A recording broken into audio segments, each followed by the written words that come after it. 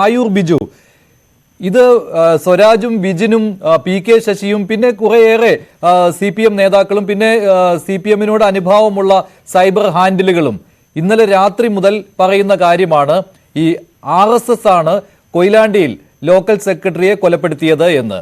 അത് വലിയൊരു പ്രചാരണമായിരുന്നു.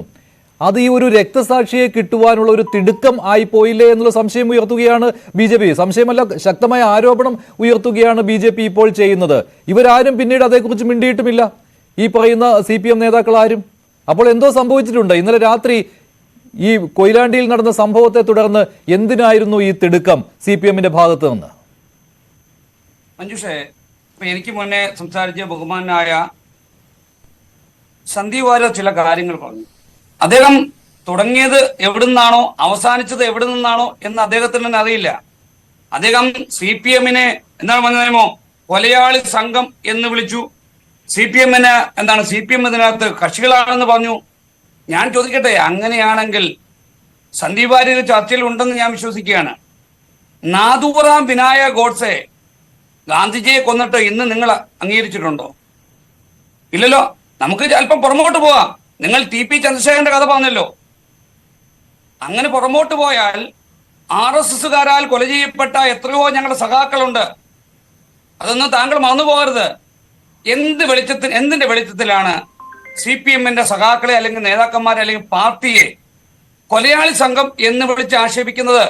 കേരളം ഭരിക്കുന്ന ഒരു രാഷ്ട്രീയ പാർട്ടിയുടെ അല്ലെങ്കിൽ രാഷ്ട്രീയ പാർട്ടിയാണ് അത്തരത്തിൽ ഇദ്ദേഹം ആ രീതിയിലേക്ക് ചർച്ചയിലേക്ക് കൊണ്ടുപോയത്. അല്ല, ഇവിടെ ഒരു പ്രധാനപ്പെട്ട പ്രശ്നം എന്ന് പറയുന്നത് RSS ആണ് ഈ കൊലപാതകത്തിന് പിന്നിൽ എന്നുള്ള ഒരു സ്ഥിരീകരണം എങ്ങനെ ഈ CPM-ന്റെ നേതാക്കൾക്കുണ്ടായി?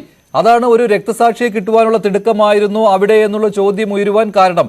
ഈ പറയുന്ന M സ്വരാജ് തന്നെ മുൻപ് കളമശ്ശേരിയിൽ സ്ഫോടനം ഉണ്ടായിരുന്ന സമയത്ത് ഫേസ്ബുക്കിൽ ഇട്ടതാണ്. അദ്ദേഹം സാമൂഹ്യ മാധ്യമങ്ങളോട് പറഞ്ഞതാണ്, ഒരു ധൃതിയും ഇക്കാര്യത്തിൽ കാണിക്കരുത്, അന്വേഷണം പോലീസ് നടത്തുകയാണ്, വിഭാഗീയത ഉണ്ടാക്കുന്ന രീതിയിലുള്ള പ്രചാരണമൊന്നും ആരും നടത്തരുത് എന്ന്.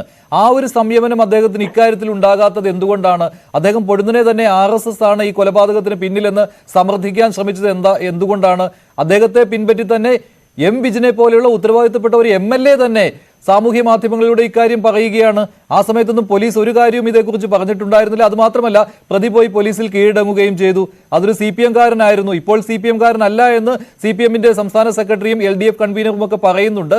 പക്ഷെ അതിലും BJP സംശയം ഉന്നയിക്കുകയാണ്, ഇപ്പോഴും CPM-കാരൻ തന്നെയാണെന്ന്. അപ്പോൾ ഈ സംശയങ്ങളെല്ലാം ഉയരുന്നുകൊണ്ടാണ് അങ്ങനെ വരുന്നത്.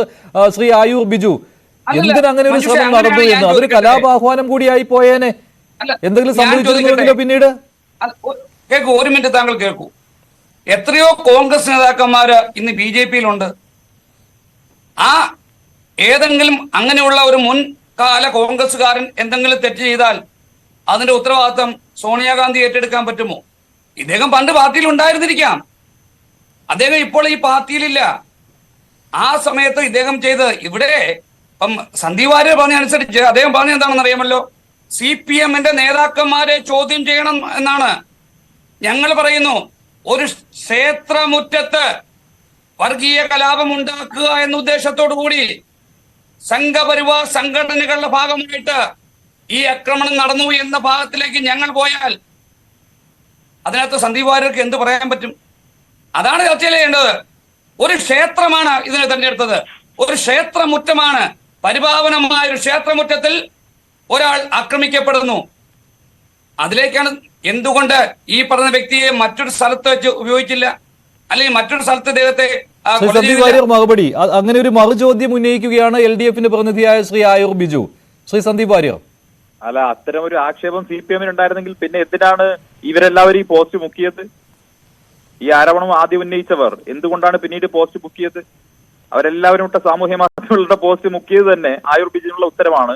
കാരണം CPM-ന് അത്തരം ഒരു ആരോപണമില്ല. ഇവിടെ ചർച്ചയിൽ പിടിച്ചു നിൽക്കാൻ വേണ്ടി ആയൂർ ബിജു അഭ്യാസം കാണിക്കുകയാണ്, ശീർഷാസനത്തിൽ നിൽക്കുകയാണ്. അത് കേൾക്കുന്ന പ്രേക്ഷകർക്ക് മനസ്സിലാകും.